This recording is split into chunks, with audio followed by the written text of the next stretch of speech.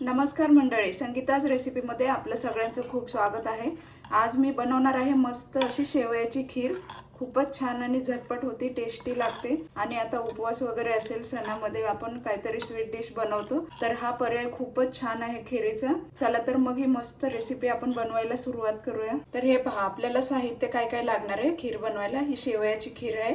अशा शेवया मिळतात, मी असे तुकडे करून घेतलेले आहेत आणि ही भाजलेली आहे, रोस्टेड आहे शेवया। हा मी थोडंसं खोबरं असं किसून घेतलंय, सुकं खोबरं आहे, फ्लेवरसाठी मी टाकणार आहे। तुम्ही नाही टाकलं तरी चालेल, ऑप्शनल आहे। हे 4 इलायची मी अशा ठेचून घेतलेत वाटून। काजू आणि बदाम पण जराशे ठेचूनच घेतलेले आहेत मी।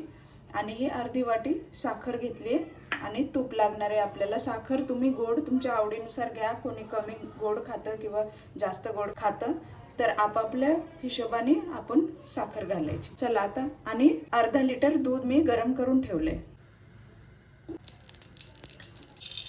1 चमचा तूप घातले मी।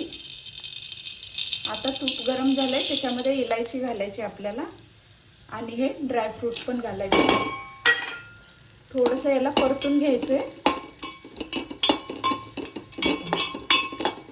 आणि आता याच्यात आपल्याला दूध घालायचं।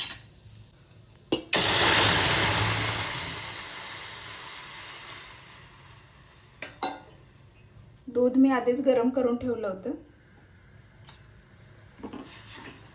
आता या दुधाला छान अशी उकळी येऊ द्यायची आणि नंतर आपल्याला त्याच्यात शेवया घालायच्या। साखर घालूया, गोड तुमच्या आवडीनुसारच तुम्ही घ्या। आणि खूपच लवकर शिजते पण ही।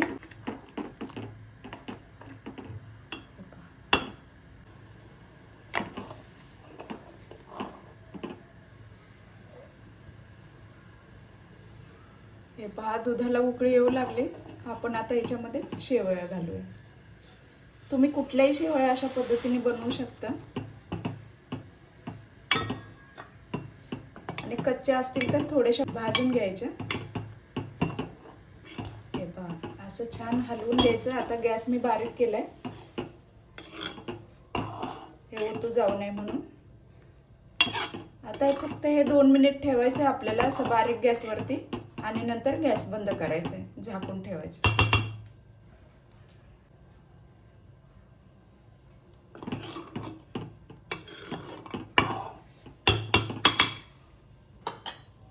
तर 2 मिनिट झालेले आहेत। आता मी गॅस बंद करते आणि आता झाकून ठेवायचे। त्याला जास्त वेळ लागत नाही।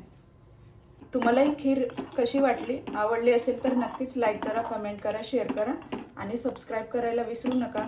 असेच मस्त छान छान रेसिपीज बनवून खा। आता सणाचे दिवस पण आहेत, उपवासाचे आहेत, तर हे असे गोड गोड पदार्थ बनवून तुम्ही नक्कीच खा। चला तर मग भेटूया पुढील रेसिपीमध्ये। थँक्यू। आता हे आपण झाकून ठेवूया।